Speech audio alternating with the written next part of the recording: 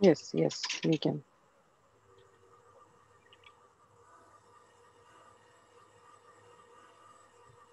देख लेना आप लोग। ये प्रेयर जो कल भेजा था, धीरे धीरे आप लोग पढ़ेंगे। एक हफ्ते तक तो मैं पढ़ रही हूँ, बट धीरे धीरे I choose one person, you know. तो जैसे हम लोग भगवत गीता करते थे ना, कोई प्रेयर करता है, फिर कोई रीडिंग करता है, तो सेम वही पैटर्न यहाँ पर भी फॉलो करूंगी। अभी एक हफ्ता तो मैं कर रही हूँ, बट स्लोली आप लोग स्टार्ट करना है इसको बोलना, ठीक है। चलिए मंगलाचरण से शुरू करते हैं। जय भगवान, जय सुखदेव जी, जय व्यास। जन्मादियस्य तो अन्वयात् इतरश्च अर्थेष्वभिघ्नः स्वराट् तेने ब्रह्म हृदय आदि कव्ये मुह्यन्ति यत् सूर्यः तेजो वारिमृदां यथा विनिमयो यत्र त्रिसर्गो अमृषा धाम्ना स्वेन सदा निरस्तकुहकम् सत्यं परं धीमहि धर्मः प्रोज्झितकैतवो अत्र परमो निर्मत्सराणां सतां वेद्यं वास्तवम् अत्र वस्तु शिवदं तापत्रयोन्मूलनम् श्रीमद्भागवते महामुनिकृते किं वा परैरीश्वरः सत्यो हृद्वरुध्यते यत्र कृतिभिः शुश्रूषुभिस्तत्क्षणात् यं प्रवजन्तम् अनुपेतं पेतकृत्यं द्वैपायनो विरह कातर आजुहाव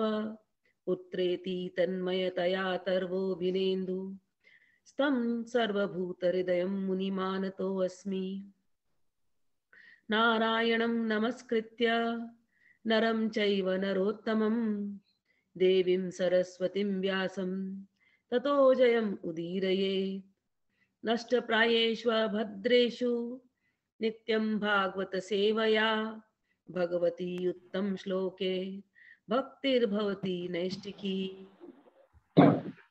चलिए, ये प्रार्थना जितना भी मैंने कहा है, ये सब भागवत की प्रार्थना है। और धीरे धीरे जब आप लोग स्कंध में जाएंगे तब ये सब प्रार्थना वहां पर मिलेगी, और एवरी प्रेयर पे फिर हम लोग उसका एक्सप्लेनेशन भी समझेंगे, ठीक है। अभी के लिए केवल प्रैक्टिस करनी है हम लोगों को। Same thing we are continuing, जो कल हमने किया है। भागवत महात्म्य कर रहे हैं, स्कंद पुराणोक्त भागवत महात्म्य कर रहे हैं। जो बुक्स है गीता प्रेस वाली, उसकी जो सेकेंड बुक है, सेकेंड बुक के एंड में श्रीमद् भागवत महात्म्य स्कंद पुराण आती है। पहली जो बुक है फर्स्ट पार्ट, उसमें पद्म पुराण के महात्म्य है, वो बिगनिंग में आ जाता है। और जो सेकेंड बुक है सेकेंड पार्ट, उसमें एंड में जो है वो वाला महात्म्य हम लोग पहले पढ़ रहे हैं। तो मैंने उल्टा शुरू किया है। उसके पीछे रीजन है, क्योंकि इसमें उद्धव जी की चर्चा होती है, राधा रानी की चर्चा होती है, व्रज की चर्चा होती है, इसमें प्रेम की चर्चा होती है, इसमें शांडली मुनि बोल रहे हैं। तो मुझे बहुत अच्छा लगता है ये पढ़ने में, तो इसीलिए यहाँ से शुरू किया हमने। और राधा रानी प्रकट होती हैं इसके अंदर, यमुना जी प्रकट होती हैं, पूरा वृंदावन प्रकट हो जाता है। यही एक रीजन है कि इस वाले महात्म्य से मैंने शुरू किया है। कल हम लोगों ने चर्चा करी, सूत जी बैठे थे और उनके सामने शौनक जी थे। सूत जी इज द टीचर, वो व्यासपीठ पर बैठे हैं, और शौनक जी अन्य ऋषियों के साथ बैठे हैं। इन नामों को आप धीरे धीरे याद करना शुरू करना। क्या है कि हम लोगों ने बचपन से तो भागवतम पढ़ी नहीं है, हाँ सुने हैं थोड़ा बहुत, लेकिन not use to the vocabulary, not use to the glossary जो है। तो हमको ये वर्ड्स, ये नाम कई बार बड़े फॉरेन से प्रतीत होते हैं। I mean I went my self through that struggle for बहुत साल। तो वो सारी तकलीफें मैं जानती हूँ, इसलिए बार बार मैं ये नाम रिपीट करूंगी, बिल्कुल जैसे फर्स्ट स्टैंडर्ड के बच्चों को पढ़ाते हैं वैसे पढ़ाऊंगी, कोशिश कर रही हूँ। तो सूत जी बैठे हैं आसन पर, व्यासपीठ पर, और उनके चरणों में शौनक जी बैठे हैं और बहुत सारे ऋषिगण बैठे हैं। और जगह कौन सी है? नैमिषारण्य, अरण्य मतलब जंगल, नैमिषारण्य। तो नैमिषारण्य के जंगलों में किसी वट वृक्ष के नीचे, यू कैन इमेजिन कैसा सीन होगा। वहां पर ये कॉन्फ्रेंस चल रही है, किसकी? साधुओं की, संतों की, सेमिनार हो रहा है वहां पर। और वहां पर क्वेश्चन आंसर सेशंस हो रहे हैं, और शौनक जी पूछ रहे हैं और सूत जी रिप्लाई कर रहे हैं। और ये सब कब आज हुआ है? आवाज बहुत जा रही है। आवाज कम हो जा रही है फिर से, पता नहीं क्यों ऐसा हो रहा है। रुको, अच्छा म्यूट तो नहीं है, शायद ये सिग्नल का ही कुछ इशू है। नहीं जा रहा है, सिग्नल का है और है। सविता दीदी हमारे वॉइस नहीं जा रही है, वी आर एबल टू अच्छा, जी हियर। आपका आवाज जा रहा है शायद। वर्षा जगह हमारे चेंज को कर भी लो ठीक आ रही है, हमें भी ठीक आ अच्छा। रही है। ओके, थैंक यू ठीक, चलिए। तो ये कॉन्फ्रेंस चल रहा है और भगवान जब धराधाम से चले गए, धराधाम यानी धरती से जब चले गए, उसके बाद ये सब बातें हुई हैं, ये सब चर्चाएं हुई हैं, और भगवान को याद करके उनके काल में जो जो चर्चा या उनके जाने के बाद जो बातें हुई हैं उसके ऊपर शौनक जी प्रश्न कर रहे थे। तो कल हम लोग सूत और शौनक के संवाद के थ्रू ये सब अंडरस्टैंड करने की अब कोशिश कर रहे हैं। ठीक है, तो कल आप लोगों ने, शौनक जी ने पूछा, एक प्रश्न उनसे पूछा कि परीक्षित जी जाकर के वज्रनाभ को मिले, और वज्रनाभ को मिल करके उन लोगों ने क्या किया। तो परीक्षित जी और वज्रनाभ ये दोनों चाचा भतीजा लगते हैं रिलेशन में।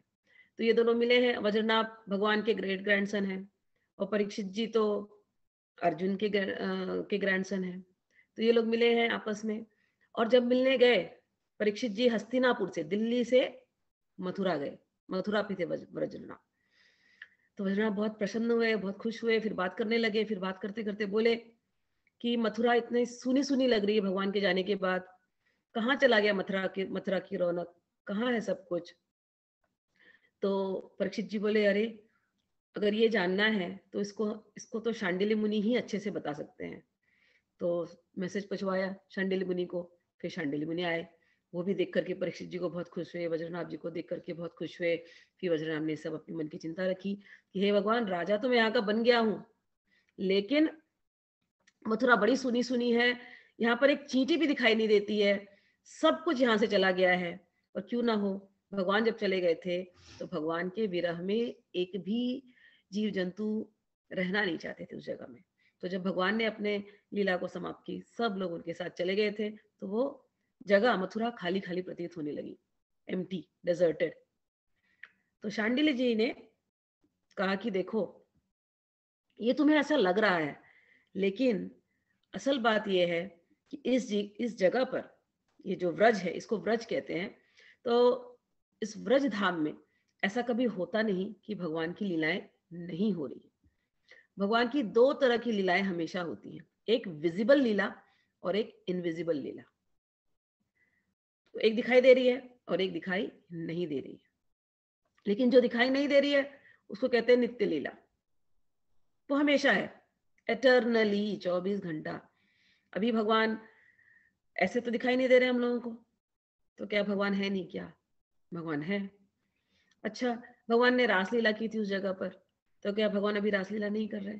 भगवान रासलीला कर रहे हैं, कहीं भी प्रकट हो सकते हैं ना भगवान, और मल्टीपल यूनिवर्सेस है भगवान के, तो भगवान हर जगह अपनी मस्ती में रहते हैं। भगवान स्वतंत्र है, भगवान की लीलाएं, भगवान का रास, भगवान की मस्ती हमेशा चलती रहती है। तो हमें दिखाई नहीं दे रहा है। शांडिल्य मुनि कहते हैं कि भगवान की व्यवहारिक लीला यहाँ पर खत्म हो गई है, वो समाप्त हुई है, लेकिन उनकी जो वास्तविक लीला है, 2 वर्ड ग्लॉसरी अपना बिल्डअप कर लेना, ये बार बार आप सुनेंगे, जब कभी भी आप वृंदावन के संतों को सुनेंगे तो ये वास्तविक लीला, व्यवहारिक लीला, ये शब्द आता ही रहेगा। तो वास्तविक लीला, इटर्नल लीला, फॉरएवर लीला। कब होती है? फॉरएवर होती है। कब से हो रही है? जब से भगवान है तब से है। तो भगवान को कोई जान सकता है भगवान कब से है? तो अनंत लीला, उसको क्या कहते हैं? वास्तविक, रियल, दिखाई नहीं दे रही है लेकिन वो हमेशा हो रही है। दूसरी लीला व्यवहार की लीला। व्यवहार की लीला कब थी? जब भगवान ने यहाँ पर अवतार लिया, और अवतार लेकर के जो भी उन्होंने किया उनकी व्यवहार की लीला थी। व्यवहार की लीला को वाल्मीकि ने रामायण में लिखा है, वेद व्यास ने अपने मुख से भागवतम में लिखी है, अन्य पुराणों में लिखी है। तो पुराणों में जितनी लीला आई, लिखी गई है, वो व्यवहार की लीला है। व्यवहार की लीला ही द्वार है उस वास्तविक लीला से कनेक्ट करने के लिए। तो भगवान व्यवहार की लीला करते क्यों है? ऐसी क्या बात है व्यवहार की लीला में? भगवान की एक अभिलाषा है, भगवान की कामना है। क्या? वो अपने प्रेमी जनों के साथ रहना चाहते हैं, उनके साथ प्रेम का आदान प्रदान करना चाहते हैं। उन्हें कोई प्रेम करे, उन्हें बहुत अच्छा लगता है। तो वो प्रेम कैसे होगा? उसके लिए उन्हें अवतार लेना पड़ता है। तो वहां पर वो व्यवहार की लीला करते हैं जहां प्रेम का आदान प्रदान होता है। हम लोग जब ये भागवतम पढ़ते हैं और इस व्यवहार की लीला पर जब हम चिंतन मनन करते हैं, then we become qualified to enter into that वास्तविक लीला। तो ये डोर है उस वास्तविक लीला में जाने के लिए। लेकिन ये डोर खुलता कब है? जब आचार्य की कृपा होती है, जब गुरुजनों की कृपा होगी, जब संतों की कृपा होगी, तब ये डोर अपने आप से खुल जाता है। मैं महाराज जी को सुन रही थी, तो महाराज जी किसी एक संत की बात बता रहे थे कि वो संत अपने गुरु को मिलने वृंदावन आए थे। तो कई सालों से जाप कर रहे थे, बड़े बचपन से ही नाम जापक थे। लेकिन जब आए अपने गुरु को मिलने वृंदावन में तो थोड़े ओल्ड हो चुके थे। तो एक टाइम ऐसा आया कि उनको लगा मैं इतना जप रहा हूँ, इतना मैंने किया है, लेकिन अभी तक भी ऐसा लगता है जैसे भगवान को भी दर्शन देंगे ही नहीं। थोड़े से दुखी थे, तो अपने गुरु से बात किए थे। वो बात करने के बाद उस रात को क्या हो गया, उनको थोड़ा मन, शायद उनका नाम जब थोड़ा सा रह गया, मन दुखी था और नाम जब थोड़ा सा रह गया। नाम जब छोड़े और ऐसे लेटे थे, फिर उनको लघु शंका हुई। वो लघु शंका के लिए बाहर गए। जैसे ही वहां गए, थोड़ी वृंदावन में जैसे ही वहां गए, थोड़ी देर में ही उनको अपने शरीर की सुध-बुध खो गई। शरीर की सुध-बुध खो गई और वहां पर दिव्य वृंदावन प्रकट हो गया। पूरी रात वो दिव्य वृंदावन में रहे। तो जीवन पर्यंत उन्होंने नाम जप किया। ऐसा लग रहा था कि कुछ नहीं मिल रहा है, लेकिन वृंदावन में पहुंच करके शायद गुरु कृपा उस रात्रि हो गई उनकी, और उनको ये दिव्य वृंदावन का दर्शन वहीं पर हो गया। तो आज भी ऐसे संत हैं वृंदावन में जिनको ये वास्तविक दर्शन होते हैं। ये तभी संभव है जब आचार्य की कृपा होती है, संतों की कृपा होती है। तो जब हम लोग कल पढ़ रहे थे, शांडिल्य मुनि एक ही बात बोल रहे थे कि ये लीला हमेशा हो रही है, लेकिन ये प्रकट तब होगी जब आपके हृदय में प्रेम आएगा, भक्ति आएगी। और प्रेम और भक्ति के लिए संत कृपा होनी चाहिए, आचार्य कृपा होनी चाहिए, सत्संग होना चाहिए, तभी प्रेम भक्ति आती है। तो कल हम लोग ने ये पढ़ा और उन्होंने व्रज के ऊपर चर्चा करी। व्रज को एक वर्ड दिया, व्रज का एक्सप्लेनेशन के लिए उन्होंने कहा व्रज वो है जो व्याप्त है, परवेडिंग एवरीवेयर इंग्लिश में कहा जाए तो भगवान इज परवेडिंग एवरीवेयर। बहुत बड़ा वर्ड है, वो समझने के लायक है। ठीक है, भगवान तुम्हारे अंदर है, भगवान मेरे अंदर है, भगवान एक चीट में भी है, चीटी में भी है, भगवान पक्षी में है, भगवान जानवर में है, शेर में है, घोड़े में है, भगवान चेतन अचेतन में भी है। तो जो सब जगह सर्वत्र व्याप्त है उसको व्रज कहा गया। तो चेतन अचेतन भी सब कुछ व्रज ही है, अचेतन में व्याप्त है। तभी भगवान प्रकट हुए थे ना पिल्लर में से। जब प्रहलाद ने प्रार्थना की थी तो भगवान पिल्लर में से प्रकट हो गए। अचेतन है ना, अनकॉन्शियस नॉन लिविंग थिंग, उसमें से प्रकट हो गए भगवान। तो भगवान हर जगह है। तो वैसे अगर आप व्रज के अगर व्यापक एक्सप्लेनेशन देने जाओगे तो सर्वत्र भगवान है, सर्वत्र। वेदांतिक एक्सप्लेनेशन देने जाओ तो सभी कुछ भगवान का ही धाम है। इस धरती को हम धरा धाम कहते हैं, धाम है ना। हमारा हृदय वो भी व्रज है, हमारा मस्तिष्क यदि वो भगवान के बारे में सोचता है वो भी व्रज है। ये तो बड़ा हो गया ब्रॉड एक्सप्लेनेशन।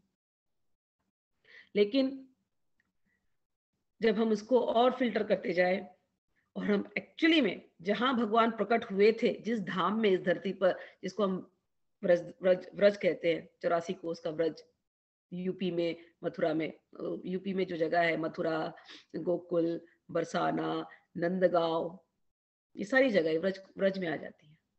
तो वो अपने आप में वेरी वेरी स्पिरिचुअल प्लेस है, वेरी वेरी स्पिरिचुअल प्लेस, क्योंकि वहां पर जगह जगह पे भगवान स्वयं प्रकट हुए और उन्होंने लीला करी। सो एक, अभी जैसे मैं यहाँ बैठी हूँ, मैं यहाँ से तो अभी उस जगह पे नहीं हूँ फिजिकली, लेकिन मैं यहाँ बैठे जब मैं चर्चा कर रही हूँ भगवान की, और मेरे हृदय में भगवान बैठे हैं, मेरे मन में भगवान बैठे हैं, तो मेरा मन भी व्रज है और मेरा हृदय भी व्रज है। आप जो सुन रहे हैं, आपका हृदय भी इस समय व्रज है, आपका मन भी इस समय व्रज है। और ये आपको जितनी बार आप भागवतम पढ़ेंगे, धीरे धीरे धीरे ये क्लैरिटी आती जाएगी। आप एक बात पे ध्यान देना, वज्रनाभ को ये हो गया था कि सब कुछ सुना सुना लग रहा है, सब लोग चले कहाँ गए हैं। क्या हमें कभी ऐसा नहीं लगता? भगवान कहीं दूर गए हैं क्या? सच पूछो। गीता हमने सबने पढ़ी है, गीता में क्या बोलते हैं भगवान? मैं तो सबके हृदय में रहता हूँ। ये भगवान के वर्ड्स है ना, हाँ, कि सबके हृदय में रहने वाला मैं हूं। जब हमारे हृदय में भगवान रहते हैं फिर भी हमें भगवान की प्रतीति नहीं होती है, तो हृदय व्रज धाम है ना, लेकिन फिर भी भगवान हमको याद नहीं आते हैं, भगवान समझ नहीं आते कहां पर है। तो वो कैसे आएगा? वो केवल भागवत जब हम कथा करते हैं और जब चित्त की शुद्धि होती है तो भगवान हृदय में प्रकट हो जाते हैं। सेम वे आप ज्योग्राफिकली वृंदावन जा सकते हो, ज्योग्राफिकली मथुरा जा सकते हो, उस एरिया में रह सकते हो, लेकिन जब तक भागवतम, श्रीमद् भागवतम का आश्रय नहीं लेंगे, सुखदेव जी का आश्रय नहीं लेंगे, शांडिल्य मुनि का आश्रय नहीं लेंगे, उद्धव जी का आश्रय नहीं लेंगे, परीक्षित जी का आश्रय नहीं लेंगे, तब तक वो जो रियल व्रज है ना, जो वास्तविक वाला व्रज, वो प्रकट नहीं होता। लेकिन फिर भी हमें उस ब्रजधाम में जाना चाहिए, क्योंकि भगवान वहां प्रकट थे और वहां के कण कण में भगवान आज भी है। वहां आज भी रासलीलाएं हो रही हैं, आज भी गोवर्धन के दर्शन करो। गोवर्धन को साक्षात गिरिराज कहा गया, मतलब वो गिरिराज जो है वो साक्षात भगवान है। और ये कल शांडिल्य मुनि ने कहा, व्रज में और भगवान कृष्ण में कोई अंतर नहीं है, कोई अंतर नहीं है। तो आप व्रज 84 कोस की यात्रा करो और वहां एक एक चीज जब देखोगे, वो भगवान साक्षात श्री कृष्ण है। आप यमुना जी के दर्शन करोगे, साक्षात श्री कृष्ण है। गोवर्धन के दर्शन करोगे, साक्षात श्री कृष्ण है। तो व्रज में और भगवान में कोई अंतर नहीं है। वहां भगवान रहते हैं, किसके साथ रहते हैं? कल कहा था उन्होंने कि उनकी आत्मा है श्री राधिका, अपनी आत्मा राधिका के साथ वो हमेशा वहां रमण करते हैं, ग्वाल बाल गोपों के साथ रमण करते हैं, विहार करते हैं। तो ये व्रज जो है फॉरएवर है, इटर्नल है। भगवान कृष्ण व्रज में इटर्नली रहते हैं, इस चीज को याद रखना। तो अगली बार जब आप वृंदावन दर्शन करने के लिए जाएंगे, टूरिस्ट जैसा मत जाना। टूरिस्ट जैसे जाएंगे, मंदिर देख करके आ जाएंगे, फिर आने के बाद फिर भाव उतना प्योर नहीं होगा। लेकिन जब इस भाव से जब आप वृंदावन में जाएंगे तो हर एक चीज, हर जगह आपको भगवान नजर आएंगे। सच बात है ये, इट टेक्स टाइम। लेकिन सुनते सुनते सुनते, भागवत की कथाएं बनाई ही इसीलिए हैं कि इनको सुनते सुनते सुनते हमारी चित्त की शुद्धि हो जाए। चलिए आज हम लोग सेकंड पर चलते हैं।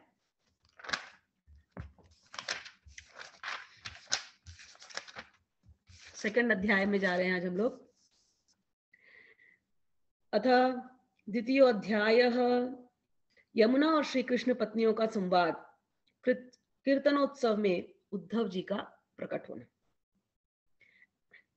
ऋषिय उचुः शाण्डिल्ये तौ समादिश्य परावृते सुमाश्रमं किं कथं चक्रतस्तौ तु राजानो सुत तद्वद।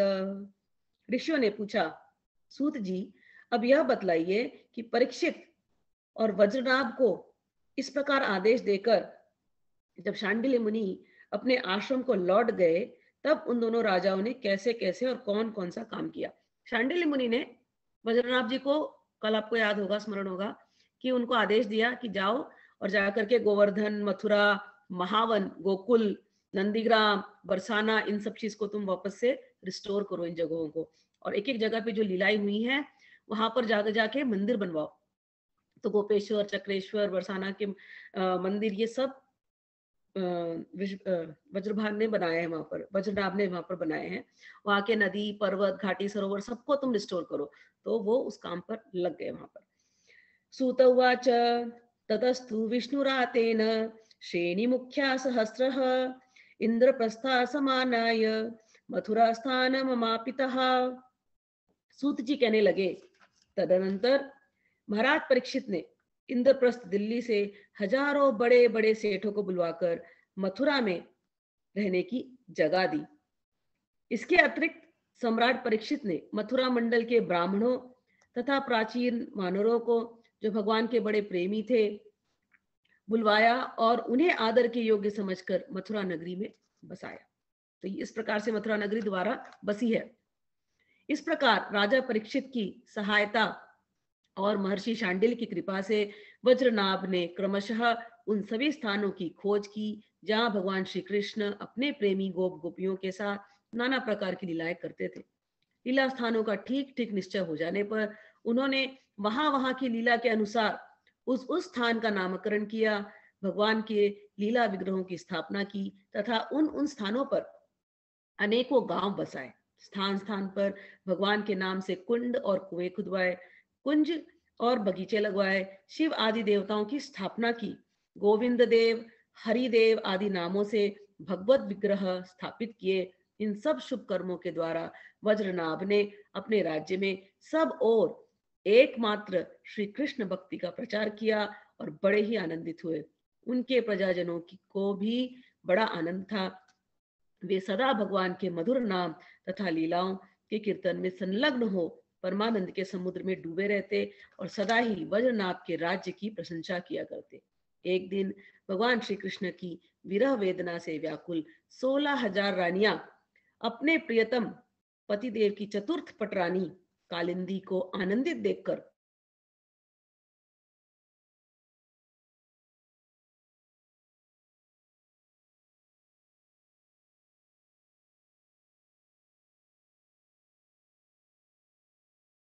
स्मिता जी, वॉइस इज लॉस्ट। अस्त्वं न कालिंदी तद्वद तच्छ्रुत्वा स्मयमाना सा कालिंदी वाक्यं ब्रवीत् सा पत्न्यं वीक्ष तत्तासां करुणा परमानसा। तो आप लोग अभी जब हम भागवत पढ़ते हैं ना, तो भागवत में हिस्ट्री है, ज्योग्राफी है, एस्ट्रोनॉमी है, फिजिक्स है, कर्मकांड है, सब है। यहाँ पर ब्रह्म की चर्चा है, भगवान का प्रेम है, एवरीथिंग। ये इतना बोलते ना, बहुत सारे सब्जेक्ट्स इसमें एक साथ हैं।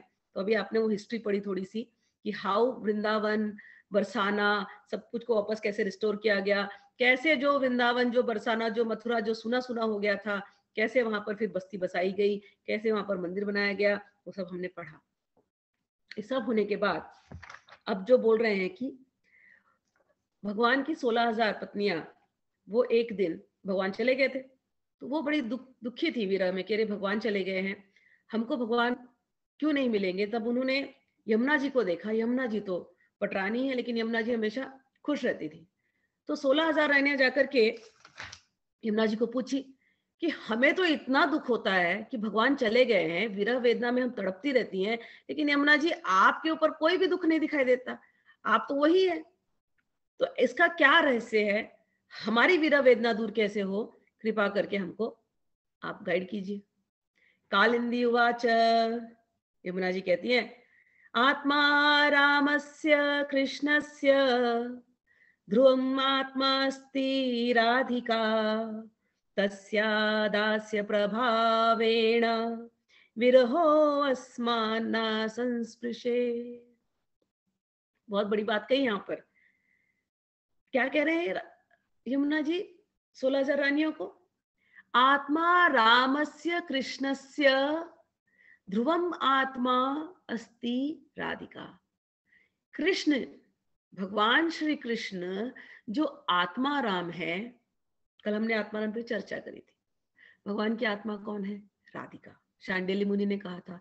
अब यमुना जी भी कह रही है, ध्रुवम आत्मा अस्ति श्री राधिका, कि भगवान श्री कृष्ण जो कि आत्मा राम है, जो अपने आत्मा में रमण करते हैं, उनकी आत्मा तो श्रीमती राधिका।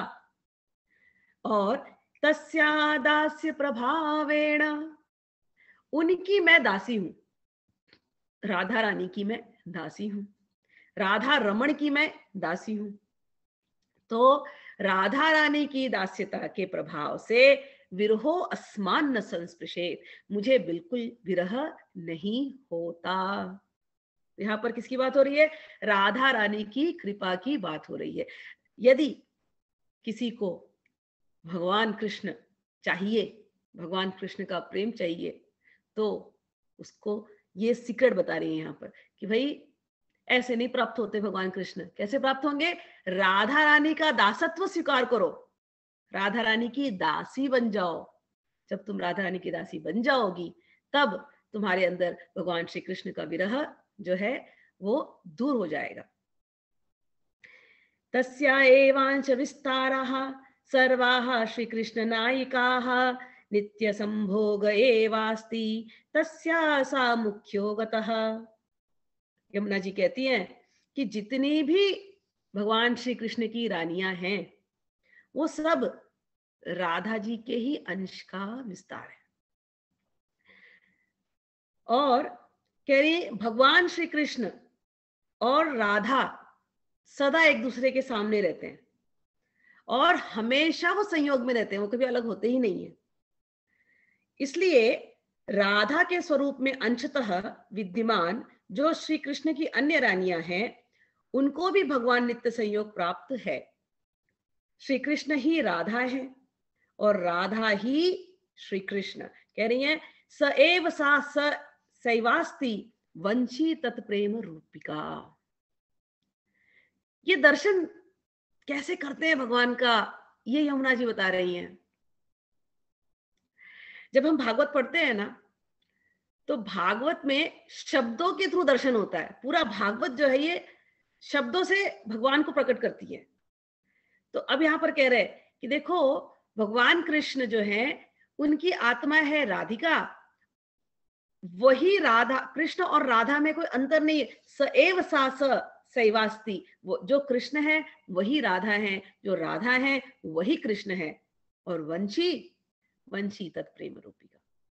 तो जब आप वंशी के दर्शन करो तो वंशी तो राधा रानी, भगवान कृष्ण के मुख पे वंशी लगी है, लेकिन वो वंशी क्या है? वो प्रेम, वो उनका प्रेम है दोनों का। और राधा है जो वही कृष्ण है, कृष्ण जो है वो राधा है। जैसे मैं हूं, ये शरीर है, तो ये शरीर के अंदर आत्मा है। समझ में आया ना? आत्मा नहीं तो इस शरीर का क्या क्या मतलब है? कुछ नहीं है। भगवान का जो देह है वो हमने कल पढ़ा था सदानंद विग्रह। भगवान का जो जो जो जो फॉर्म है, जो श्रीअंग है, वो हैप्पीनेस का फॉर्म है, full of happiness, full of Joy, full of pleasure. ये भगवान का फॉर्म है। लेकिन वो प्लेजर क्यों है? क्योंकि उसके अंदर जो आत्मा है वो श्रीमती राधिका है। तो राधा रानी से उनको प्लेजर मिल रहा है, इसलिए उनका शरीर पूरा सदानंद है। उनका श्रीअंग जो है भगवान का सदानंद है। तो राधा के बिना कृष्ण नहीं, कृष्ण के बिना राधा नहीं। जो राधा है वही कृष्ण है, जो कृष्ण है वही राधा है। और वंशी जो है उनकी प्रेम रूपिका। आगे कहते हैं श्री कृष्ण नख चंद्राली संगा चंद्रावली स्मृता। श्री कृष्ण ही राधा है और राधा ही श्री कृष्ण है। उन दोनों की प्रेम ही वंशी है तथा राधा की प्यारी सखी चंद्रावली भी श्री कृष्ण चरणों के नख रूपी चंद्रमाओं की सेवा में आसक्त रहने के कारण ही चंद्रावली नाम से कही जाती है। श्री राधा और श्री कृष्ण की सेवा में उसकी बड़ी लालसा है, बड़ी लगन है, इसलिए वह कोई दूसरा स्वरूप धारण नहीं करती। मैंने यही श्री राधा में रुक्मिणी आदि का समावेश देखा है। तो ये यमुना जी कह रहे हैं कि रुक्मिणी इत्यादि जो रानियां थी वो सब भी राधा के अंदर ही गई है, श्रीमती राधा के अंदर ही गई है। जितना भी जो एक्सपेंशन था उस समय पर, हर रूप में भगवान कृष्ण के पास लग रहे हैं सब अलग अलग रानियां हैं, लेकिन सभी कुछ राधा रानी का ही एक्सपेंशन था। इस पर हम लोग धीरे धीरे और चर्चा करेंगे जब हम लोग 10वें स्कंद में जाएंगे। अभी तो केवल यहीं पर समझते हैं, ठीक है। तो आगे वो कहती हैं कि देखो, रानियों को कहती है 16,000 रानियों, क्योंकि तुम सब भी वैसे ही उनका ही अंश हो, तुम्हारा और उनका भी विरह नहीं है, लेकिन तुम्हें ऐसा आभास हो रहा है, तुम्हें ऐसा आभास हो रहा है। एवमेवात्र गोपी नाम क्रूरावसरे पुरा विरहाभास एवासी दुद्धवेन समाहितः। कह रही हैं इस प्रकार पहले भी जब अक्रूर श्री कृष्ण को नंदगांव से मथुरा में ले आए थे, उस अवसर पर जो गोपियों को श्री कृष्ण से विरह की प्रतीति हुई थी, वह भी वास्तविक विरह नहीं, केवल विरह का आभास था। इस बात को जब तक वे नहीं जानती थी तब तक उन्हें बड़ा कष्ट था। फिर जब उद्धव जी ने आकर उनका समाधान किया तब वे इस बात को समझ सकी। तो ये जब 10वें स्कंध में जाएंगे तो हम लोग ये कथा फिर से पढ़ेंगे। तो गोपियों को विरह का आभास था। गोपियां रोई थी कि भगवान छोड़ करके उनको चले गए हैं, तो बहुत विरह था। वो विरह बहुत डिस्क्रिप्शन है 10वें स्कंध में। प्रश्न ये उठता है कि जब कभी उनका विरह था ही नहीं, जब कभी वो दूर हुए ही नहीं, तो किया क्यों ये सब? क्यों ये सब एक्टिंग की विरह की? क्योंकि वियोग तो था ही नहीं। उसके ऊपर हम जाएंगे आगे। तो विरह इसलिए किया कि अगर वो विरह नहीं एक्सपीरियंस करती गोपीजन, तो कैसे उद्धव को पता चलता कि प्रेम क्या है? और अगर उद्धव को पता नहीं चलता तो कैसे वो भागवत देते हम सबको? तो उद्धव, तो ये जितनी लीलाएं हुई 10वें स्कंद में, जहां पर ऐसे लगता है कि भगवान व्रत छोड़ करके चले गए, लेकिन भगवान तो व्रत छोड़ करके गए नहीं थे, भगवान तो वहीं पर थे ना। लेकिन गोपियों को लग रहा था भगवान छोड़ करके चले गए हैं, उनको विरह हुआ है, लेकिन विरह हुआ नहीं था। ये सब लीलाएं थी, सब लीलाएं थी। जब हम उस स्कंध में जाएंगे और डिटेल में समझेंगे। ये लीलाएं केवल इसलिए की थी प्रेम के स्वरूप को प्रकट करने के लिए। जब किसी से प्रेम होता है, वो व्यक्ति सामने हो या ना हो, प्रेम प्रेम रहता ही है। प्रेम कभी खत्म हो ही नहीं सकता। गोपियों को प्रेम था और प्रेम में ही भगवान प्रकट रहते थे उनके पास। ऐसे लगता था कि भगवान दूर है, कहीं तो बैठे हैं द्वारका में या मथुरा में, कहीं भी, लेकिन मन में तो, हृदय में, भावनाओं में कृष्ण कभी गोपी से अलग ही नहीं होते थे। गोपियों के प्रेम के ऊपर चर्चा की तो बहुत लंबी हो जाएगी, but I am just saying कि ये लीला की ही इसलिए थी विरह की, कि प्रेम प्रकट हो। और उद्धव जी उसको बोले, सुखदेव जी उसको बोले, परीक्षित जी सुने, हम लोग सुने, हम लोग प्रेम के असली स्वरूप को समझ पाए। हम सब भी भगवान से प्रेम करते हैं, हम सब naturally, it's a very natural state of सभी का है। We are all spiritual beings, हमको है। लेकिन वो प्रेम होता क्या है? We know we love, but how to love? What is love? Love का फाइनल होता कैसे लव? इसको डिस्क्राइब करना बड़ा मुश्किल है। वो जब हम गोपियों का चरित्र पढ़ते हैं, जब हम गोपी गीत में जाते हैं, जब हम गोपियों को देखते हैं, तब जाके समझ में आता है, हाँ ये प्रेम है, हाँ ये प्रेम है, जिसमें थोड़ी भी सेल्फिशनेस नहीं है, सिर्फ बस अपने प्रेमास्पद को प्रसन्न करने की चेष्टा है। उसमें कोई स्तुति वुति नहीं। गोपियां, हम लोग भगवान की तरफ जाते हैं, पहले हमको सिखाया गया स्तुतियां हम पढ़ते हैं, प्रेयर्स हम पढ़ते हैं। गोपी स्तुतियां नहीं करती हैं। गोपियां तो खूब लड़ाई झगड़ा प्यार वैसे चलता है उनका। वो प्रेम, भगवान से ऐसा क्लोजनेस, ये कैसे पता चलता अगर उनको विरह नहीं होता? वो उनके मुख से जो उद्गार निकला,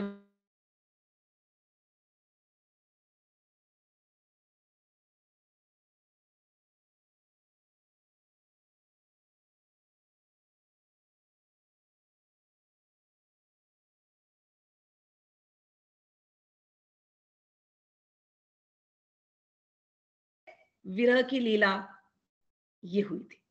हालांकि विरह कभी दोनों में था ही ना गोपियों में ना कृष्ण में। कृष्ण कभी व्रत छोड़ के जाते नहीं है। वास्तविक लीला तो वहां हमेशा मिलन की चलती ही रहती है। तो जी लास्ट फ्यू सेंटेंसेस आपकी आवाज चली गई थी। अच्छी, ठीक है। मैं कह रही हूँ कि गोपी की और भगवान श्री कृष्ण की कभी भी विरह होती ही नहीं है। हम लोगों ने इस पे बहुत चर्चा की है। और अगर ये विरह की लीला नहीं होती तो हम लोगों को प्रेम क्या है ये हमको पता नहीं चलता। उद्धव को प्रेम क्या है ये पता नहीं चलता। उद्धव गए थे वहां पर ब्रह्म का ज्ञान दे करके उनकी विरह वेदना को मिटाने, लेकिन जब उद्धव रिटर्न आए थे तो भगवान को जाकर के डांटने लगे कि तो भगवान तुम कितने क्रूर हो, वो कितना तुमसे प्रेम करती है और तुम ऐसे हो।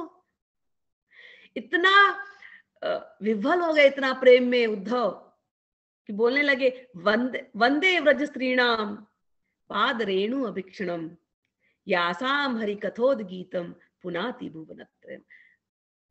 अगर ये नहीं होता, उद्धव जी कहते हैं कि मैं इन व्रज की स्त्रियों का, इन व्रज की गोपियों का, इनका मैं नमस्कार करता हूं, इनको मैं नमस्कार करता हूं, इनके रज को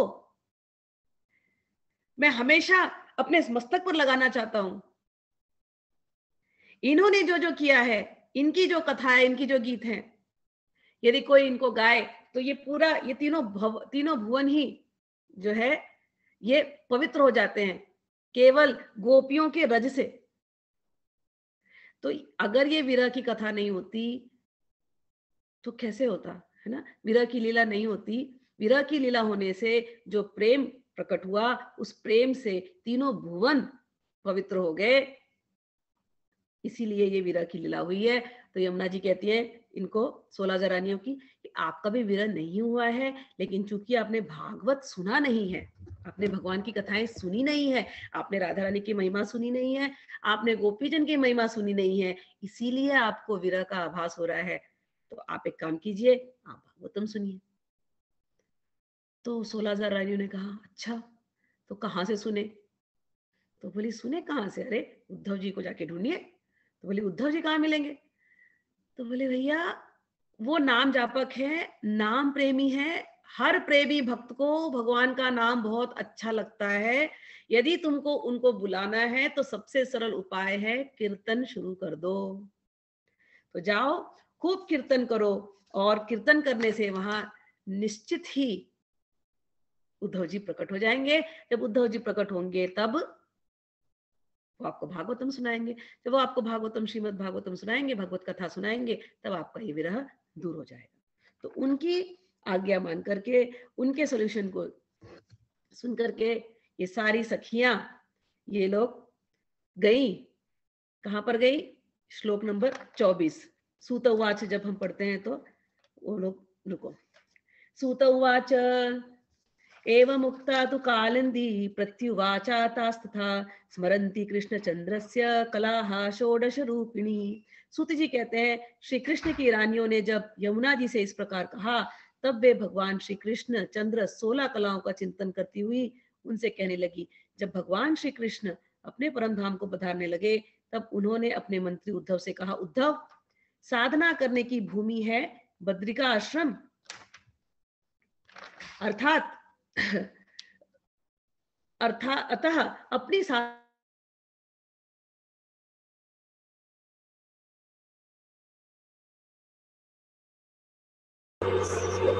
वॉइस चली गई।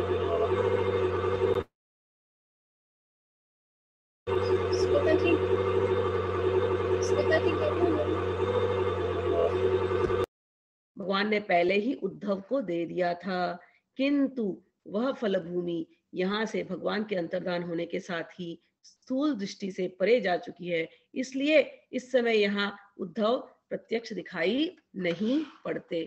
तो उद्धव जी को कुछ लाइंस हाँ, रिपीट कर सकते हो? वॉइस बात बीच में चली गई थी आपकी। हाँ करती हूँ, एक्सप्लेन कर देती हूँ कि उद्धव जी को भागवत भगवान श्री कृष्ण ने बताई है साक्षात, और भगवान ने उनको कहा था तुम बद्रिक आश्रम में जाकर के अब साधन करो। लेकिन साधना का जो फल होता है वो क्या है? साधना की फल रूपी भूमि है वृंदावन। तो जीवन पर्यंत हम साधना करते हैं भगवान को पाने के लिए, लेकिन भगवान की कृपा से यदि आपको वृंदावन जाने का चांस मिल गया, आप वृंदावन जा रहे हैं, तो समझ लीजिए आपको फल मिल गया। वृंदावन में कुछ अलग साधन करने की जरूरत ही नहीं है। मैं हमेशा बोलती हूँ वृंदावन में तो आप होटल में भी रह रहे हो ना, तुम्हें नल में यमुना का पानी आ रहा है, आप स्नान भी कर रहे हो तो यमुना से ही स्नान कर रहे हो। वृंदावन ऐसी पवित्र जगह है। आप वहां की लता पता खा रहे हो, उसमें भगवान, उसमें गोपियों का प्रेम है। वहां के जो धरती है उसमें उसको सिंचा ही गोपियों ने अपने आंसू से, राधा रानी ने अपने प्रेम से। तो ऐसा है। तो साधन की फल भूमि क्या है? वृंदावन। या व्रजभूमि। और साधना करने के लिए जगह बताई थी इनको बद्रिकाश्रम। तो उद्धव जी हैं तो बद्रिकाश्रम में। अभी भी आप लोग बद्रीनाथ जाएंगे ना, तो वहां पर जो विग्रह है नर और नारायण का, उसमें उद्धव जी का भी एक विग्रह है वहां पर। जब बद्रीनाथ का भी आप दर्शन करने के लिए जाएंगे तो उद्धव जी साधना कहाँ करते हैं? बद्रिकाश्रम में। साधना की फलभूमि कहाँ है? वृंदावन। तो वृंदावन में भी उद्धव जी रहते हैं। कैसे रहते हैं? लता पता बन करके। कृष्ण भगवान से उन्होंने आशीर्वाद लिया था, वो अभी भी लता पता बन करके वहीं रहते हैं। क्यों रहते हैं लता पता बन करके?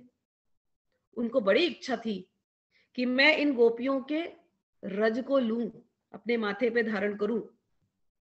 तो उनको ऐसा था कि मैं लता पता बन जाऊं यहाँ पर, और गोपियां जब मेरे मुझ पर से चलेंगी तो उनकी रज मुझे मिलेगी, और कभी उनको कुछ साग पत्ती खाएंगी तो वो मुझे खाएंगी, कभी वो बीमार पड़ेंगी तो वो मुझे खाएंगी, तो मैं रस बन के उनके हृदय में जाऊंगा और उनके हृदय में क्या प्रेम है, गोपियों के हृदय का प्रेम मैं अनुभव कर पाऊंगा।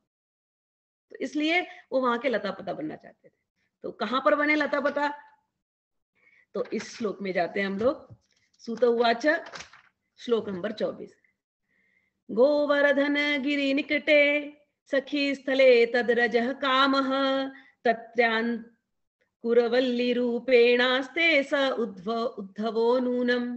सूत जी कहते हैं कि एक स्थान है, कहाँ? गोवर्धन के निकट। क्या है वो? सखी स्थले तद राज काम। एक सखी स्थल है, उसका नाम क्या है?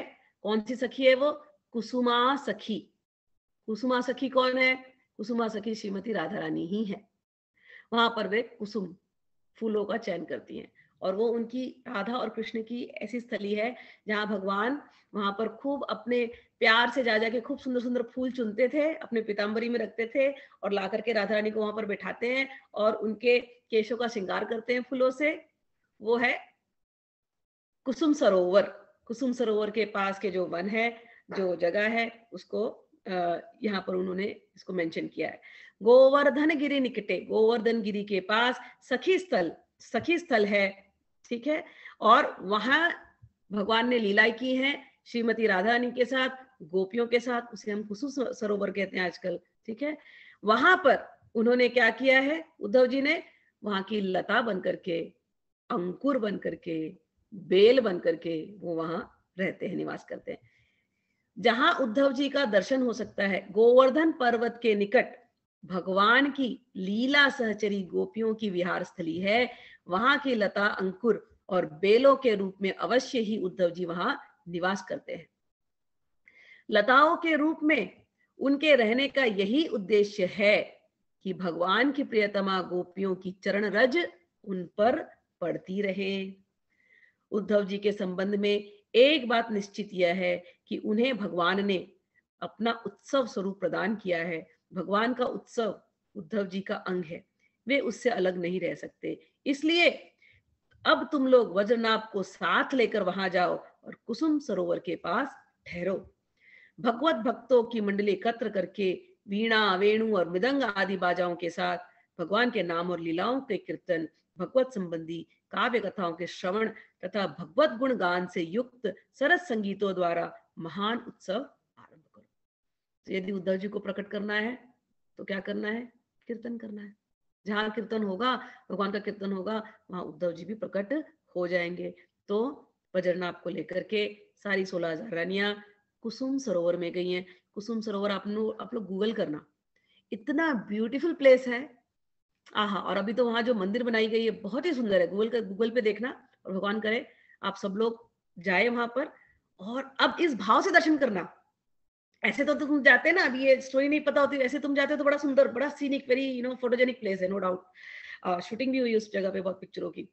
बट अब जब तुम इस भाव से जाओगे ना, तो हर लता को, हर अंकुर को तुम वहां नमस्कार करोगे, हर बेल को तुम नमस्कार करोगे कि ये और कोई नहीं है, ये साक्षात उद्धव जी थे। अच्छा, जब इन्होंने कीर्तन शुरू की, महाराज जी कहते हैं जब इन्होंने कीर्तन शुरू करी थी, तब गोवर्धन, इतनी जोर से कीर्तन हुई, इतना प्रेम होने लगा कि गोवर्धन पर्वत पिघल गया। जब गोवर्धन पर्वत पिघला है तो वहां पर एक कुंड बन गया, और उस कुंड से उद्धव जी प्रकट हुए। उस कुंड का नाम है उद्धव कुंड।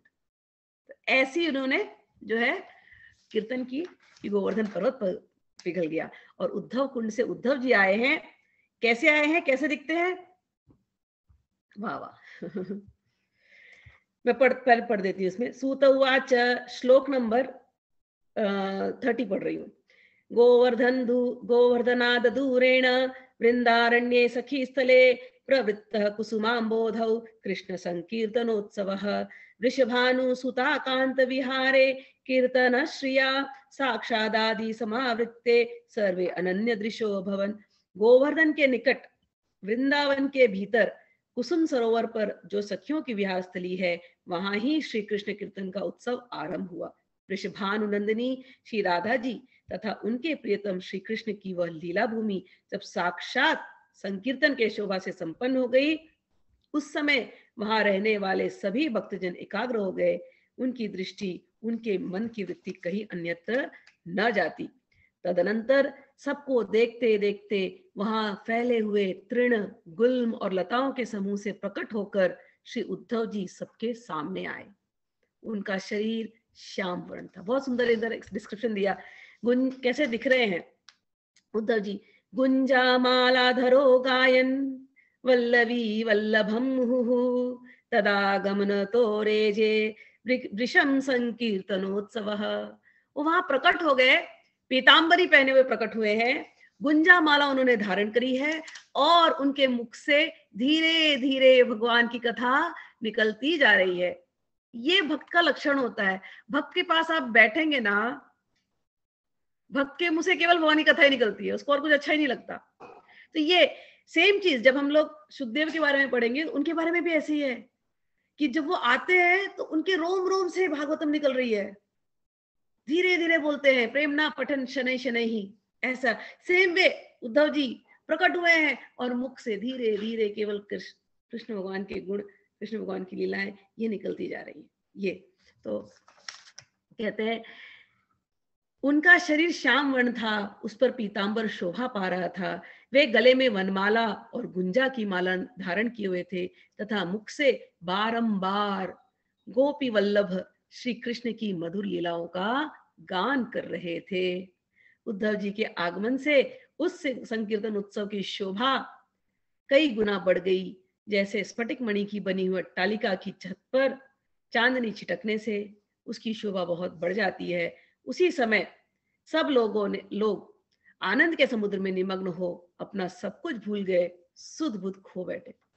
थोड़ी देर बाद जब उनकी चेतना दिव्य लोक से नीचे आई, अर्थात जब उन्हें होश हुआ, तब उद्धव जी को भगवान श्री कृष्ण के स्वरूप में उपस्थित देख अपना मनोरथ पूर्ण हो जाने के कारण प्रसन्न हो वे उनकी पूजा करने लगे। उद्धव जी का जो लुक्स था, जो दिखते थे, ऐसा कई जगह लिखा है कि वो भगवान कृष्ण जैसे ही दिखते थे। वो दोनों कजिन्स थे, तो भगवान कृष्ण जैसा ही उनका रूप था, सांवले से थे, पीताम्बरी पहन लेते थे। उद्धव को देख करके सबको लगता था भगवान साक्षात कृष्ण आ गए। तो दोनों में कोई डिफरेंस नहीं था। सेम चीज यहाँ पर भी मेंशन कर रहे हैं कि रानियों को लगा रहे तो साक्षात भगवान कृष्ण प्रकट हो गए उद्धव जी के रूप में, फिर उन्होंने उनकी पूजा की। हम लोग तृतीय अध्याय में चलते हैं। अथ तृतीय अध्याय श्रीमद् भागवत की परंपरा और उसका महात्म। भागवत श्रवण से श्रोताओं को भगवत धाम की प्राप्ति। सूत जी कहते हैं उद्धव जी ने वहां एकत्र हुए सब लोगों को श्री कृष्ण कीर्तन में लगा देखकर सभी का सत्कार किया और राजा परीक्षित को हृदय से लगाकर कहा। उद्धव जी ने कहा, राजन तुम धन्य हो, एकमात्र श्री कृष्ण की भक्ति से पूर्ण हो, क्योंकि श्री कृष्ण संकीर्तन के महोत्सव में तुम्हारा हृदय इस प्रकार निमग्न है। तो जब वहां पर उद्धव जी प्रकट हुए तो 16,000 रानियां थी, वज्रनाभ जी थे और परीक्षित महाराज भी थे। और ये कीर्तन जब हुआ तो आनंद तो बहुत आया। जब कीर्तन समाप्त हुआ तो उद्धव जी ने देखा परीक्षित जी हैं, और उद्धव जी ने यह भी देखा कि कलयुग भी आ गया है, क्योंकि जब भगवान कृष्ण यहाँ से गए तो कलयुग प्रकट हो गया था। उद्धव जी ने देखा कि कलयुग तो आ गया है, अब कलयुग विघ्न डालेगा। तो उद्धव जी ने परीक्षित जी को कहा कि परीक्षित जी अब आप यहाँ से जा सकते हैं, आप कलयुग का ध्यान रखें, क्योंकि वो हर जगह जाकर के उपद्रव मचाएगा। तो उद्धव जी को परीक्षित जी को कहा, तो परीक्षित जी को बड़ा दुख हुआ कि कथा छोड़ करके जानी पड़ेगी। तो उद्धव जी ने कहा नहीं, आप दुखी मत होइए, कथा आपको फिर से मिलेगी बाद में, लेकिन इस समय आप अपने राजपाट को देखिए, कलयुग हर जगह उपद्रव मचाने वाला है, आप कृपा करके अपने काम में लगिए। और उस जगह पर परीक्षित जी फिर वहां से गए हैं, और परीक्षित जी को बाद में सुखदेव जी ने कथा सुनाई है लेटर ऑन। और उस जगह पर 1 महीने के लिए पूरी कथा उद्धव जी ने रानियों को और वज्रनाभ जी को सुनाई है। तो कथा पढ़ने से क्या क्या लाभ होता है, हम लोग केवल उसको पढ़ेंगे, बाकी का आप लोग अपने हिसाब से अपने टाइम निकाल करके पढ़ लेना, क्योंकि एक एक श्लोक पढ़ने जाएंगे ना तो ये बहुत टाइम मिलेगा। तो मेन चीज को हम लोग पढ़ते हैं यहाँ पर। श्लोक नंबर 5। श्री कृष्णस्य मनश्चंद्रो राधास्य प्रभयान्वितः तद्विहार वनम गोभिर्मण्डयन रोचते सदा। श्री कृष्ण का मन रूपी चंद्रमा राधा के मुख की प्रभा रूप चांदनी से युक्त हो, उनकी लीला भूमि वृंदावन को अपनी किरणों से सुशोभित करता हुआ यहाँ सदा प्रकाशमान रहता है। कृष्णचंद्र सदा पूर्णस तस्य षोडश्या कलाः चित सहस्र प्रभा भिन्ना अत्रास्ते तत्स्वरूपता। श्री कृष्णचंद्र नित्य परिपूर्ण है, प्राकृत चंद्रमा की भांति उनमें वृद्धि और क्षय रूप विकार नहीं होते। उनकी जो 16 कलाएं हैं उनसे सहस्त्रों चिन्मय किरणें निकलती रहती हैं, इससे इनके सहस्त्रों भेद हो जाते हैं। इन सभी कलाओं से युक्त नित्य परिपूर्ण श्री कृष्ण इस व्रज भूमि में सदा ही विद्यमान रहते हैं। इस भूमि में और उनके स्वरूप में कोई अंतर नहीं है। अब जब भी आप व्रज जाएं, जो कुछ भी वहां देखें, साक्षात वो राधा और कृष्ण है, गोपियां हैं, यही भाव से आप दर्शन अब करना। ठीक, उसके बाद आगे के श्लोक में जाते हैं, श्लोक नंबर 12। अच्छा, आप लोगों को याद होगा कल जब शांडिल्य मुनि कह रहे थे कि 28वें द्वापर में भगवान प्रकट हुए, जो अभी का द्वापर है उसमें भगवान प्रकट हुए थे और उन्होंने व्यवहार की लीला की, और उसके बाद वो अब गए अपने धाम में, गए गोलोक धाम में चले गए हैं। तो जब भगवान चले गए हैं तो उसके बाद भी लीलाएं प्रकट हो रही हैं, तो वो हम कैसे देखेंगे? वो देखेंगे भागवत श्रवण के द्वारा। ठीक है, वो अब आगे इस पे चर्चा हो रही है। कह रहे हैं 11-12 से पढ़ रहे हैं, श्लोक नंबर 11 और 12, अध्याय 3 महात्म्य का। सतु कालो व्यतिक्रांतस् तेनेदं परम शृणु अन्यदा तत्प्रकाशस्तु श्रीमद्भागवत तदा भवे ताद भवे। 28वें द्वापर के अतिरिक्त समय में यदि कोई श्री कृष्ण तत्व का प्रकाश पाना चाहे तो उसे वह श्रीमद् भागवत से ही प्राप्त हो सकता है। इतनी इंपॉर्टेंस है। आगे, श्रीमद् भागवतम शास्त्रम यत्र भागवतैर्यदा कीर्तये श्रूयते चापि कृष्णस्तत्र निश्चितम। बड़ा अच्छा प्रॉमिस दिया है। क्या कह रहे हैं? भगवान के भक्त जहां जब कभी श्रीमद् भागवत शास्त्र का कीर्तन और श्रवण करते हैं, वहां उस समय भगवान श्री कृष्ण साक्षात रूप से विराजमान रहते हैं। अब हम लोग पढ़ रहे हैं, यहाँ पर है विराजमान सच में। कैसे? ये शब्दों के अंदर। गीता हम पढ़ते हैं, गीता में भगवान ने सेम चीज बोली है, मेरे भक्त मेरा चिंतन करते हैं, फिर एक दूसरे को बोध कराते हैं मेरे बारे में। ऐसे जहां मेरे भक्त होते हैं उनके बीच में मैं रहता हूं। तो भगवान को प्रकट करना है, हृदय को अपने वृंदावन बना लो। आपकी हृदय व्रजभूमि है, रात दिन की कथा कीर्तन करते रहो, बस भगवान वहां प्रकट है, साक्षात यहाँ प्रकट है भगवान। आगे कहते हैं, बहुत सुंदर सुंदर बातें हैं। श्रीमद् भागवतम यत्र श्लोकम श्लोकार्धमेव च तत्रापि भगवान कृष्णो वल्लभी विविराजते। जहां श्रीमद् भागवत के एक या आधे श्लोक का ही पाठ होता है, जस्ट यहाँ इतनी बड़ी बुक में कह रहे हैं एक श्लोक या आधा श्लोक भी पढ़ लो, वहां भी श्री कृष्ण अपनी प्रियतमा गोपियों के साथ विराजमान रहते हैं। आगे की बात और सुंदर बात कह रहे हैं, भारते मानवम जन्म प्राप्य भागवतम न यही श्रुतम पापराधीनैर आत्मघातस्तु ते कृतः।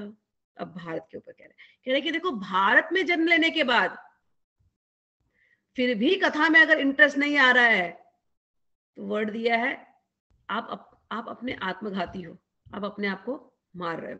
सच कहती हूँ, मनुष्य जन्म मिलना ही बहुत बड़ी बात है ना।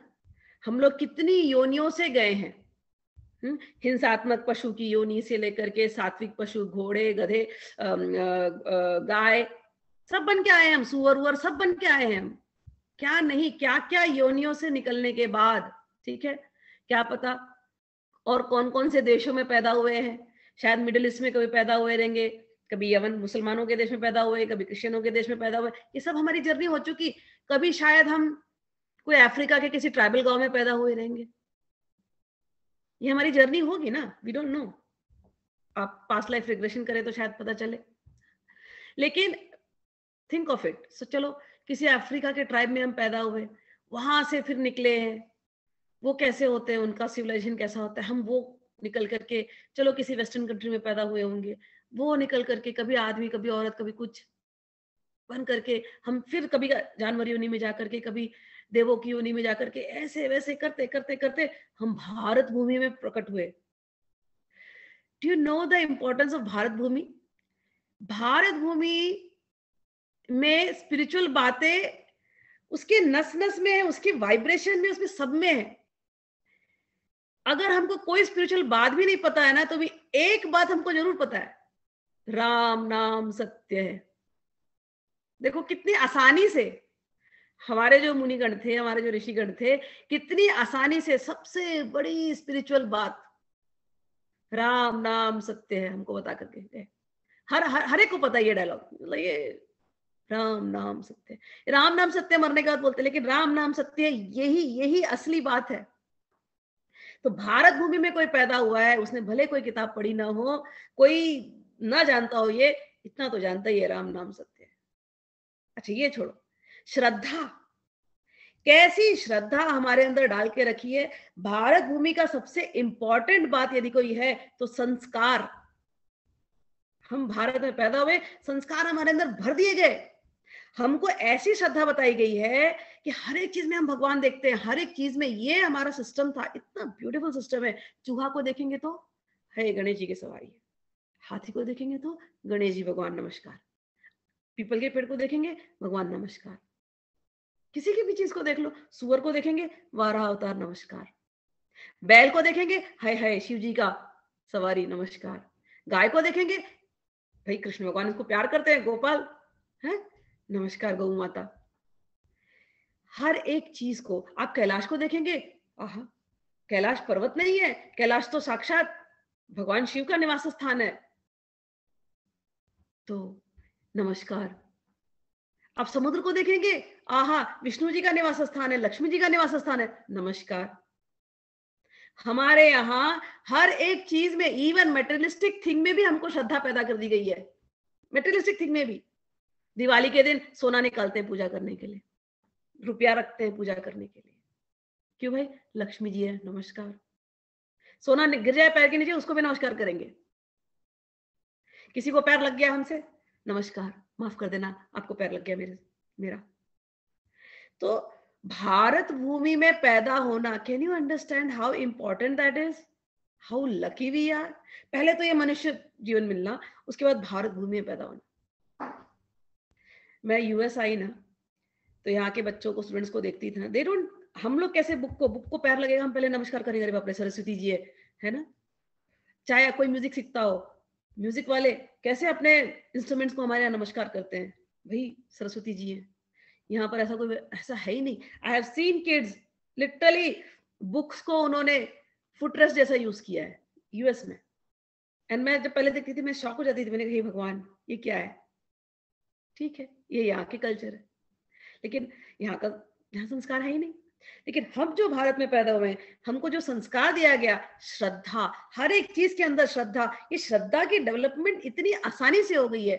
हाँ मिक्सचर हो गया जरूर, लेकिन फिल्टर होकर के अभी हम ठीक हो जाएंगे। जब भागवत हम पढ़ेंगे, वो जो हमने असार जो इकट्ठा किया वो सब निकल जाएगा, हम सार पे आ जाएंगे। लेकिन वो जो बिगिनिंग का जो वर्क है, जो श्रद्धा पैदा करने की जो बात है, हर एक चीज में भगवान को देखना, हर एक चीज में। अरे गधे को भी देखोगे तो शीतला माता याद आ जाएंगी। किसी भी चीज को तुम देख लो, किसी भी चीज को, शेर को देखोगे तो नरसिंह भगवान याद आ जाएंगे, किसी भी चीज को देख लो, सब में भगवान याद आ जाएंगे। ऐसी भारत भूमि में होकर के यदि हमको कथाओं में इंटरेस्ट नहीं आया तो कह रहे हैं हम आत्मघाती हैं। आत्मघाती यानी we are stopping our own progress, we are stopping our own evolution. इसको कहते हैं आत्मघाती। आत्मा हैज टू इवॉल्व। जानवर योनि से आए, मनुष्य योनि में आए, मनुष्य योनि में भी अगर हम ब्राह्मण योनि में आए, ब्राह्मण योनि से अगर हम किसी ऋषि घर में पैदा हुए, वी हैव टू इवॉल्व।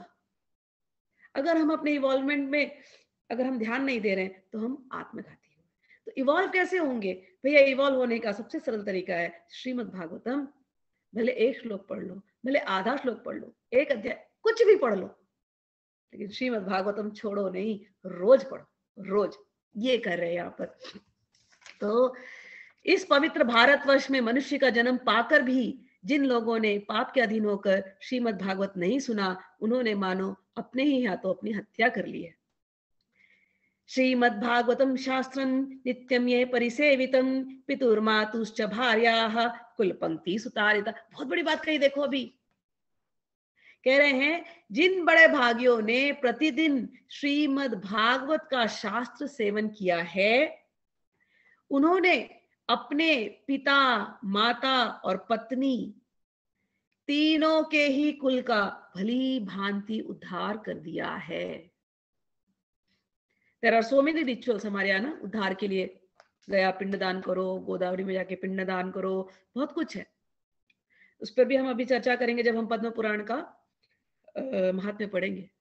कभी कभी मिस्टेक्स हो सकती है, नहीं हो सकती पूजा, नहीं हो सकती मुक्ति पितरों की, पिंडदान में होती है जब आप पढ़ोगे भागवत। लेकिन भागवत करने से मुक्ति हो जाती है, ये निश्चित है। तो यदि आप किसी के भी, आपके घर में मृत्यु तो हमने सबने देखी है, आप रियली अगर किसी का उद्धार करना चाहते हो,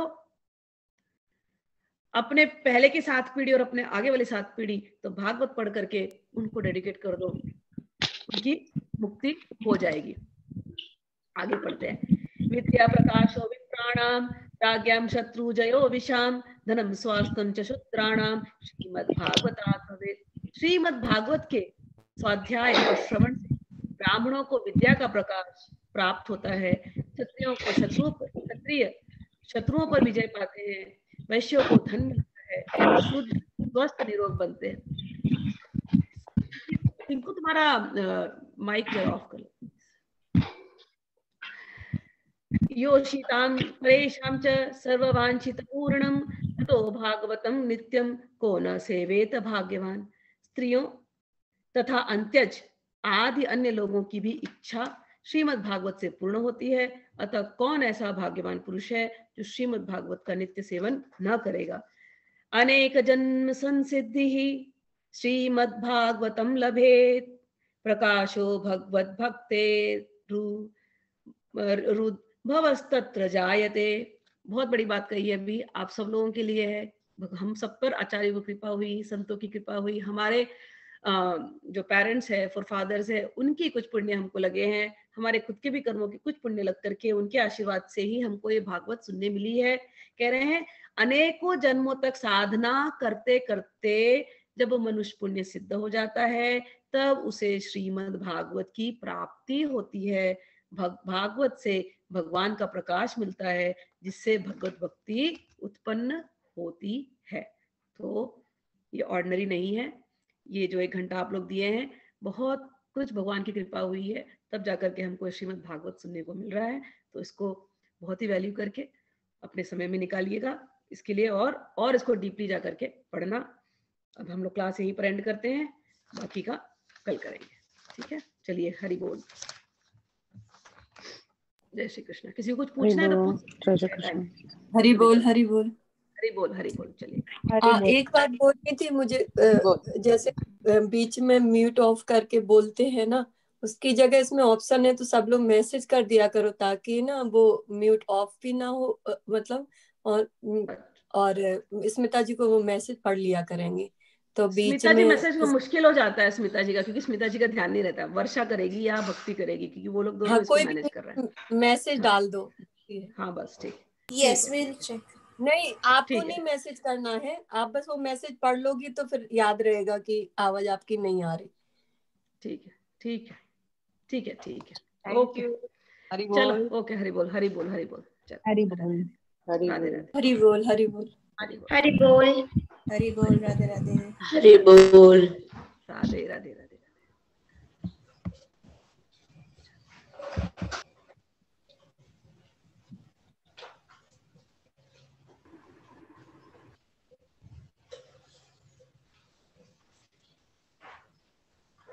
जा